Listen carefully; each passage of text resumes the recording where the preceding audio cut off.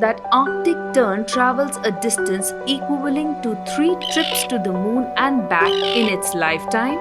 A bird weighing just 100 grams, the Arctic tern is the most mysterious bird.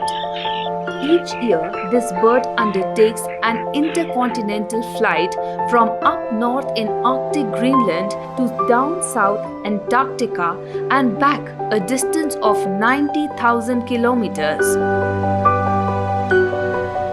The sun-loving little birds have 2 summers every year, the reason for their long flight. Right before they begin their annual flight from Greenland, the birds become silent, the so-called dread phase. It is like mindful meditation before undertaking a challenging task.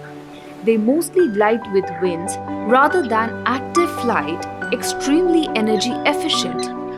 The speed of light is around 40 kilometers per hour. Arctic tern can live up to 30 years.